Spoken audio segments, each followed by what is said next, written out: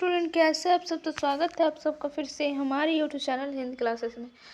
तो जैसा कि आप लोग थंबनेल में देख लिए, ये आपका क्लास 9th के बच्चों के लिए वीडियो रहने वाला है। ठीक है, जो आप लोग का मंथली टेस्ट होने वाला है उसके लिए वेरी वेरी इंपॉर्टेंट क्वेश्चन रहने वाला है। ये साइंस का पेपर रहने वाला है। ठीक है, और आप लोग तो जानते ही आपका 20 नंबर का एग्ज़ाम होता है और आपको 1 घंटा टाइम दिया जाता है। कुछ जनरल इंस्ट्रक्शन दिया है, आप चाहे तो पढ़ सकते हैं। जिसको हिंदी में पढ़ना है हिंदी में पढ़िए, इंग्लिश में पढ़ना है इंग्लिश में पढ़िए। तो हमारे पास तो ज़्यादा बच्चे जो है हिंदी मीडियम के, तो चलिए हम हिंदी मीडियम के बच्चों को ही बता देते हैं। आप लोग इसको पढ़ लीजिएगा स्क्रीनशॉट मार के। ठीक है, क्या है, इस प्रश्न पत्र में कुल 12 प्रश्न है। सभी प्रश्नों का उत्तर देना अनिवार्य है। चलिए इंग्लिश के लिए भी पढ़ देते हैं। क्या है, there are total 12 question in the question paper. It is compulsory to answer all the question. फिर नेक्स्ट क्वेश्चन क्या बोल रहा है, देखिए। प्रश्न के प्रकार एवं अंक 1 से 6 तक जो रहेंगे वस्तुनिष्ठ प्रश्न, मतलब 1 to 6 जो रहेगा आपका ऑब्जेक्टिव टाइप रहेगा। 7 to 10 जो रहेगा आपका लघु उत्तरीय प्रश्न, मतलब लॉन्ग आंसर टाइप क्वेश्चन। और जो 11-12 रहेगा आपका दीर्घ उत्तरीय प्रश्न, मतलब ये आपका शॉर्ट आंसर टाइप रहने वाला है। ये दीर्घ उत्तरीय प्रश्न जो आपका लॉन्ग आंसर टाइप क्वेश्चन रहने वाला है। इसमें जो आपको नंबर मिलेगा वो कितना मिलेगा, 2 नंबर करके 4 क्वेश्चन रहेगा, 2 मार्क्स मिलेगा। ये 1 मार्क्स का रहने वाला है। और ये 11th और 12th नंबर 3 मार्क्स का रहने वाला है, क्योंकि ये आपका लॉन्ग आंसर टाइप क्वेश्चन है। और इसमें क्या और 1 से 6 तक जो बहुविकल्प प्रकार के हैं, सभी प्रश्न 1 अंक का है। बहुविकल्पीय प्रश्नों के उत्तर 1 से 6 के लिए 4 विकल्प दिए गए हैं। इसमें आपको 4 ऑप्शन मिलेगा, उसमें से आपको सही विकल्प का चयन कर उत्तर पुस्तिका में लिखना है। ठीक है, और जो लास्ट में है वो सब में रहता है। क्या है, परीक्षा की समाप्ति से पहले किसी भी परीक्षा को परीक्षा कक्ष से बाहर जाने की अनुमति नहीं होगी। तो देख सकते हैं। चलिए ऑब्जेक्टिव से शुरू करते हैं। क्या है, ध्वनि का संचार होता है। ध्वनि का संचार किस में होता है, ठोस में होता है, द्रव में होता है, गैस में होता है, या उपयुक्त समय में। तो हम लोग बहुत बार पढ़ चुके हैं। ठीक है, कि जो ध्वनि का संचार होता है वो सभी में होता है। किसी में जल्दी होता है तो किसी में थोड़ा धीरे से होता है, लेकिन इन सभी में होता है। ठोस में भी होता है, द्रव में भी होता है, गैस में भी होता है। तो ऑप्शन नंबर डी जो हो जाएगा आपका करेक्ट हो जाएगा। नेक्स्ट क्वेश्चन देखेंगे। ध्वनि संचार के लिए माध्यम की आवश्यकता होती है, माध्यम की आवश्यकता नहीं होती है, माध्यम की आवश्यकता हो भी सकती है या फिर नहीं भी हो सकती है, या इनमें से कोई नहीं। तो ध्वनि के संचार के लिए माध्यम की आवश्यकता होती है। ठीक है, इसका ऑप्शन नंबर ए जो हो जाएगा वो करेक्ट होने वाला है। नेक्स्ट क्वेश्चन देखते हैं। क्या निम्न में से किस माध्यम में ध्वनि का संचार नहीं हो सकता है। तो वायु में हो सकता है, लोहा एक ठोस है उसमें भी हो सकता है, जल में भी होता है। निर्वात में ध्वनि का संचार नहीं होता है। ठीक है, तो इसका आंसर कौन सा हो जाएगा, ऑप्शन नंबर डी आपका एब्सोल्युटली क्या हो जाएगा, करेक्ट। फिर क्या है, ध्वनि तरंग किस प्रकार का तरंग का उदाहरण है। तो अनुप्रस्थ तरंग, या फिर अनुदैर्घ्य तरंग, या प्रकाश तरंग, या फिर इनमें से कोई नहीं। तो इसका ऑप्शन नंबर बी हो जाएगा, ये एक अनुदैर्घ्य तरंग का उदाहरण है। ठीक है, नेक्स्ट क्वेश्चन की ओर बढ़ते हैं। आवृत्ति का ऐसा मात्रक होता है। आवृत्ति का ऐसा मात्रक क्या होता है। न्यूटन किसका मात्रक है, चलिए आपको कमेंट में बताना है। न्यूटन किसका मात्रक है, तो फोर्स का, बल का मात्रक है। ठीक है, सेकंड किसका है, तो टाइम का। मीटर किसका है, तो लंबाई का। ठीक है, तो आपको आवृत्ति का पूछ रहे, तो आवृत्ति का हो जाएगा हर्ट्ज। ठीक है, ये जो है आपका आवृत्ति का ऐसा मात्रक है, हर्ट्ज। या इसको आप लोग कोई के हर्टेज भी पढ़ता है, जिसको जैसा पढ़ना है। ठीक है, नेक्स्ट इसका ऑप्शन नंबर बी जो हो जाएगा करेक्ट। प्रति एकांक समय में दोलने की कुल संख्या ध्वनि तरंग का क्या कहलाती है। तो क्या कहलाती है, तरंग दैर्घ्य, या आवृत्ति, या आयाम, या वेग। तो उसका आवृत्ति कहलाती है। ऑप्शन नंबर बी जो है आपका करेक्ट रहने वाला है। नेक्स्ट देखते हैं शॉर्ट आंसर टाइप क्वेश्चन।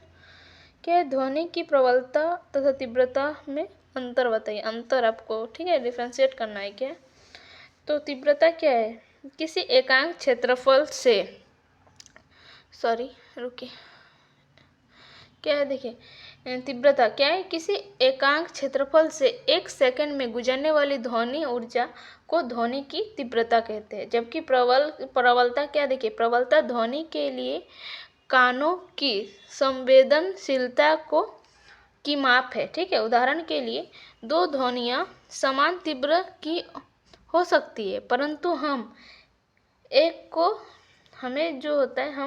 को दूसरे की अपेक्षा अधिक प्रबल ध्वनि के रूप में सुन सकते हैं, क्योंकि हमारे कान इसके लिए अधिक संवेदनशील है।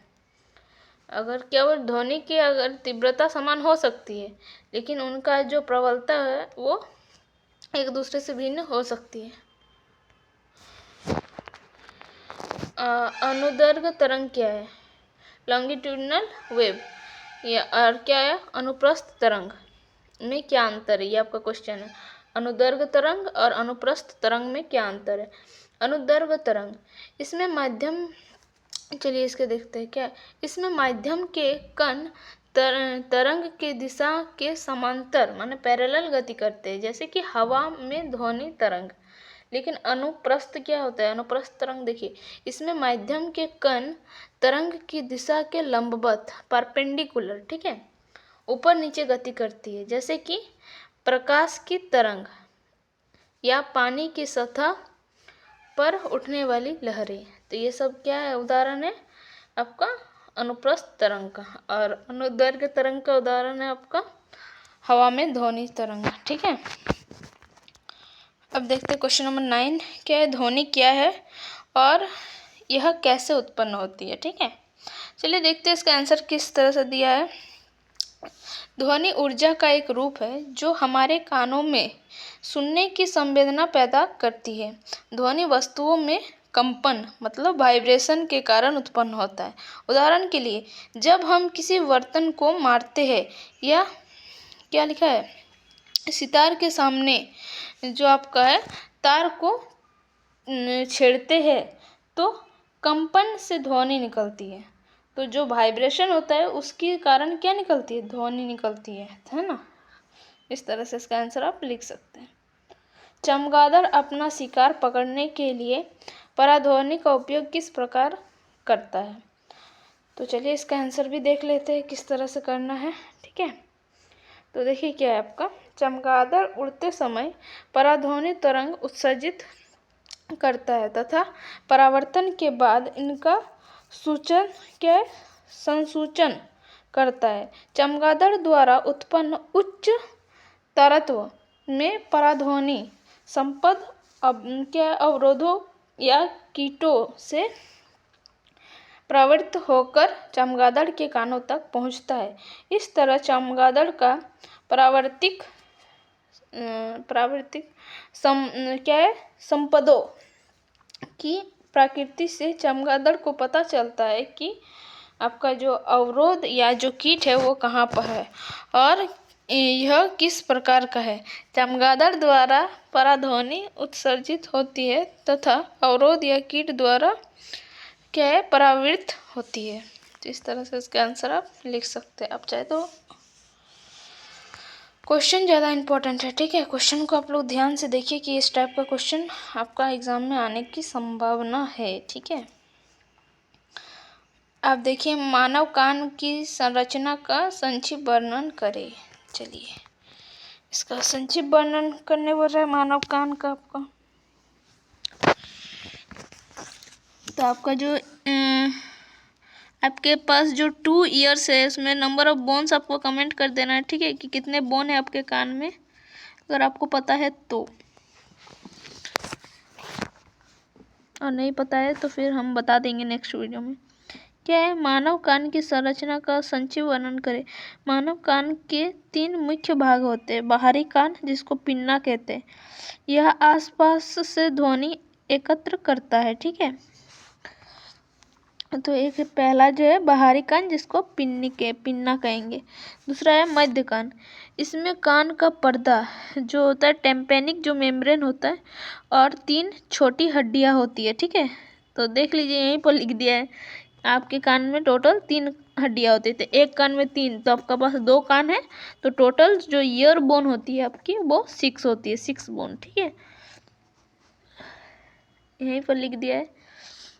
अभी उनका नाम आपको जानना की जरूरत नहीं है, जैसे ही आप 11-12 में आएंगे तो आपको उनका नाम पढ़ना पड़ेगा आपको। सारा बोन 206 जितने भी बोन है वो सारा बोन आपको 206 हड्डियों का नाम आपको पता होना चाहिए। ठीक है, जब आप 11-12 में हो जाइएगा आइएगा तो जो कंपन, और देखिए ये तीन छोटी हड्डियाँ होती है जो कंपन को कई गुना बढ़ा देती हैं, ये हड्डियाँ। ठीक है, और नेक्स्ट जो आपका क्या है, एक आंतरिक कान, जिसको क्या कोक्लिया कहते हैं। ठीक है, यह कोक्लिया कंपन को विद्युत संकेतों में बदल देता है जो तंत्रिका द्वारा मस्तिष्क तक पहुंचाए जाते हैं। तो ये आपका आंतरिक कोण का काम होता है। और क्वेश्चन नंबर 12 देखिए, किस ध्वनि तरंग की तरंगदैर्घ्य, आवृत्ति, आवर्तकाल और आयाम में क्या अभिप्राय है? तो क्या है, सबको डिफाइन करना है आपको और उसका यूनिट भी आपको बताना है। तो चलिए देखते हैं किस तरह से है ये। तरंगदैर्घ्य क्या है, 2 क्रमागत संपीड़नों अथवा 2 क्रमागत विरलनों के बीच की दूरी तरंगदैर्घ्य कहलाती है। इसको मीटर में मापते, दूरी है तो इसको मीटर में ही मापेंगे। ठीक है, नेक्स्ट आवृत्ति क्या है, एकांक समय में दोलनों की कुल संख्या जो होती है उसकी को ध्वनि की जो कोई एकांक समय में दोलन की कुल संख्या ध्वनि तरंग का, ठीक है, उसी का आवृत्ति कहेंगे। इसको क्या बोलते हैं, हर्ज। नेक्स्ट क्या है, आवृत्ति। आवर्तकाल क्या है, देखिए आवर्तकाल क्या है, एक माध्यम में घनत्व के एक संपूर्ण दोलन के लिए लिया गया समय ध्वनि तरंग का आवृत्ति काल कहलाता है।